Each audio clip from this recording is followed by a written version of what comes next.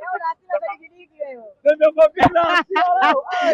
na hasira za digidigi. Nakwambia hasira nilizokuwa nazo. Unajua mimi ni askari nilipigwa risasi.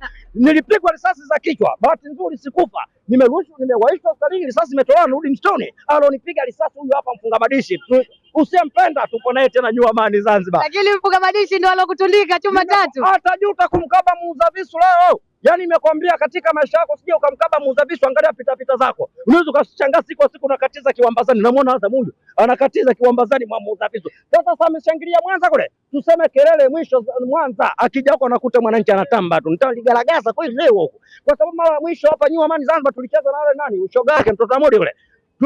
Alichukua nini? Kombe la Muungano, alitangazaga ubingwa hapa. Sasa ile ni Muungano, hii ni ligi kuu Tanzania bara. Ni moja kati ya mechi ambayo inatazamwa. Hii ni zaidi ya fainali, kwa sababu watu leo ndio inakwenda kuamua nani bingwa wa nchi na nani sio bingwa wa nchi. Basi leo sasa moja kati tena mchezo huu unaweza kusema Azam mwenyewe unaweza kukuta hutaki mchezo huu kuliko anavyotaka nani yule mtoto wa Mode. Yaani mtoto wa Mode leo macho amemtoka huko. Jana na utazama huu mchezo kuliko hata mchezo wake wa kule na Morogoro kule. Sasa tunasema huku leo afe Mungu na afe Mang'ati. Nimekwambia atajuta kumkaba muuza visu, lazima afe.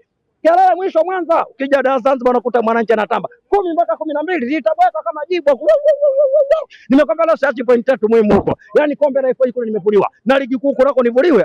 Mimi ndio bingwa mtetezi wa makombe haya. Mimi sivuliwi na kombe la ligi kuu Tanzania bara. Kombe la ligi kuu na beba kwa FA, wataenda kukutana na shoga yake yule nani yule. Toto la Mudi huko ataenda kuuana mbele ya safari huko. Lakini mimi najua kabisa mechi ya juzi ilikuwa ngumu kwa kweli, wazungu wanapenda kuita the hard way, lakini sasa leo haitakuwa ngumu tena. Mimi siwezi kufungwa na timu hiyo mara mbili mfululizo. Tulipoia Mwanza kule. Sasa waambieni kelele mwisho kwa Wasukuma, ukija kwa Pemba na kutana yahe twamdufua yahe. Lazima afe huko, lazima aache shati, lazima aache ndara. Sio kutoka Dar es Salaam nije hapa nipigike tena na mfunga madishi huyo. Sema toka anacheka jana analia leo, anayelia leo anacheka juzi. Sasa hii ni zamu yetu. Wananchi waje New Amani Zanzibar. Ikitokea umelia mfululizo, niitwa Bobby mimi. Na Azam FC wakinifunga leo, mchezaji yani nimekwambia wao wafunga madisha kina Kitambala. Wao nifunga ile goli kule. Akifunga tena Kitambala leo, mwambieni baada ya dakika 90 zikisha, mwambieni anajichukua 200,000 kutoka kwangu. Mimi nakwambia hatopata hata goli lile la offside hatopata. Leo tunakwenda yani leo kina Baka watakaba mpaka comment za kwenye Instagram na kazi nao zitapigwa long range za takatifu. Nikiwa kama rais wa Tanzania, mechi imeisha. Tumeimaliza nje ya uwanja. Mechi. Wakati kidume kinageuka kesho kuelekea Dar es Salaam kumpata nani? Kiarai. Tayari mimi kombe la Golden Nifu ninalo. Yaani msimu huu tunagawana. Azam kwa kosa alichokuwa nacho mfunga yule nani mtoto Mudi. Hiyo tarehe 4 kwenye finali ya FA. Mtoto la Mudi alichoki kwa sababu Azam ana wachezaji, alafu yule mtoto Mudi anawavunja kuni. Kwa sababu ninavyosema na kikosi. Hebu angalia ile mechi ya tarehe 21. Azam FC wamekula umeme pale, mchezaji kala umeme pale. Lakini anapocheza ile miji baba kama imeenea vile. Yaani inakuja tu. Ile mibaba. Yeye unaweza kusema Yanga alikuwa pungufu, Azam ameenea.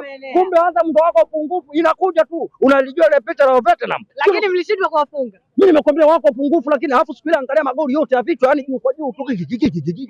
Magoli yote matano ya vichwa. Kwetu sisi mawili ya vichwa. Watu wale wafunga madishi magoli yote ya vichwa. Kwa siku ile naambia ilikuwa man to man, lakini tunasema kelele ya mwisho Mwanza, ukija kwa Pemba yahe twamgalagaza twamdufua. Mchezo wa leo ni mchezo muhimu sana kwa Young Africans. Japokuwa hata mchezo uliomalizika ulikuwa ni muhimu, lakini tulipoteza mchezo ule.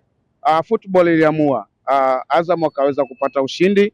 Bahati wakati mwingine na kuwepo kwenye mpira. Azam alipata bahati ilimdondokea akapata bao. Lakini tunasema kwamba mechi ya leo, mashabiki wa Azam FC, mashabiki wale wa mkopo wa Azam FC watatusamee kwenye mechi ya leo.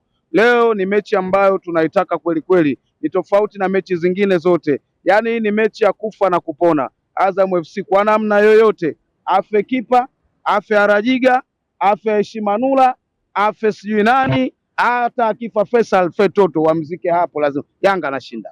Kwa nini unasema mashabiki wa mkopo wa Azam FC? Unamaanisha ni mashabiki wa design gani? Wako mashabiki, tunazo taarifa zao, walikuwepo hapa Amani, ambao tunakimbizana nao kwenye mbio za ubingwa. Wanakaribia wiki nzima wako hapa kwa lengo la kuhakikisha shughuli yetu sisi ya kuelekea ubingwa wetu wa mara 5 mfululizo wanautibua. Kwa sisi hatuko tayari kuhakikisha hilo jambo linaenda kutibuliwa. Kwa lazima tukubali, tunapambana.